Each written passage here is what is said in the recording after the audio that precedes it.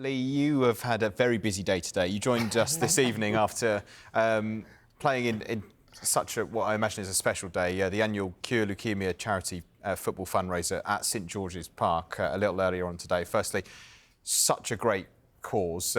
How did you get on with it today? Yeah, brilliant as ever, to be honest. I was running around kicking everyone.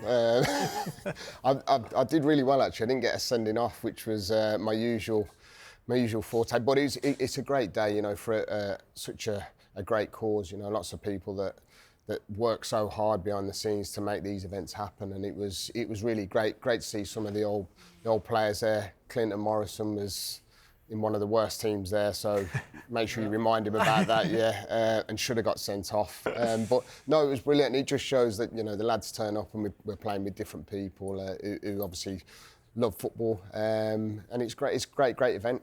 Absolutely, and let's give a huge shout out to all of the heroes that volunteer their time to put events like that on and contribute to the charity. You did say you strapped the boots on today, and we have actually got some footage of really? you playing. You did just tell us that you played well, so let's take a look for ourselves. Lee, here you are, not too close to the ball at this point, but I presume it's I think that's a warm-up, is it? No? Oh, here we go, look at this. Oh, here we go, I'll give the ball away there, Looks like I've got no football boots on there, I mean... Looking a bit tired there, Lee. Yeah. There's got to be a little... This was 30 seconds into it as well. Was it? Yeah, no, I'm joking. Just dropping the eyes in there, you know what it's like. Surely, have got... Oh, look at that. That was to no one, by the way. The camera couldn't at the end of that. So, no, it was good to get the boots on. You know, I don't get much opportunity, you know, to go in there to have a game of football, but it's so competitive. You know, we get into games like that, and everyone wants to win. And we ended up getting to a quarter-final penalty shootout at sudden death. Yeah.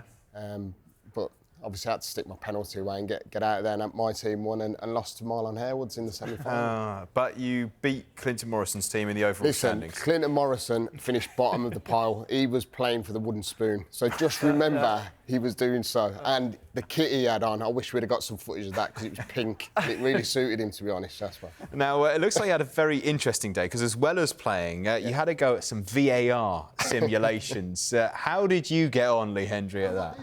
I enjoyed it, to be honest. It was... we had a bit of banter about this. It was quite good because I said, it's not, that doesn't look right, does it? Usually they've got sweets and biscuits and cups of coffee, and they're all having a laugh in there. So me and Clinton was having a bit of banter. There's Clinton's kit, yeah. It was good. It really was, because we had to pick certain options, and it was, you know, randomly picked, where you was looking at handball incidents, fouls, red cards, and you had to choose, so, you know, the right answer, and then obviously you get told if you was right or wrong, and guess what? I got them all right, so I'm obviously doing something right. Good job in the studio now. Yeah. So get me on the VAR. Well, this has been a big talking point, hasn't it, of late? We've seen some pretty fiery debates on this channel about whether former players should be led into the kind of VAR process, or if they should be able to apply and become a VAR. What do you think? Yeah, do you know what?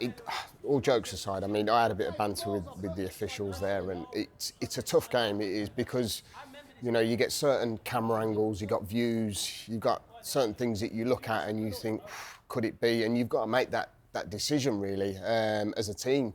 But I think it'd be great to have an ex-pro or an ex-footballer there, just to give some kind of, you know, advice on certain incidents that happen in games, because I think it'd work well. I really do. I think if you can get a togetherness with the officials and players, you know, we see things differently. We know how we approach things. You can make a tackle and be aggressive and know you're being aggressive, but you can make a challenge and just make a challenge, which you can't do these days. It's because when you're playing it, you play at the speed of the game. So when you slow stuff down, it completely distorts your opinion and of what's happening. Whereas in the game, sometimes you do something and there's no intent whatsoever, but the momentum takes you through it, and but to have that experience, but it's getting the right person with the right mindset that's going to go in there and be official and know all the rules, like they spoke before, because you can't go in there blind. You have to go in there with everything on track, knowing all the rules, and then being able to give your opinion from what it would be like from your situation, the games you've played in. I don't know if it'd change, because I think it's such a tough job. You know, we can be harsh and we be critical, but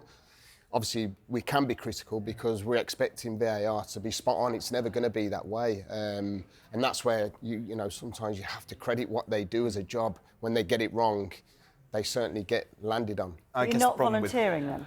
Yeah, I'll do. Yeah. You see me there, get my feet up on get a couple of coffees and. Yeah, I'd so look, you are volunteering if there's coffee? Yeah, well, I've got and sweets and biscuits. Yeah, right. No, I think doing that it would be great to, you know, be involved in something like that because I think it'd be brilliant. I really do. Like I said, doing the VAR and making them choices, it's pretty easy because I'm just tapping the screen and saying yes and no. But when it's live and you have to do it instinctively, it's a different method. Well, Lee, looks like you had a good day, and well done again for contributing what is a brilliant charity.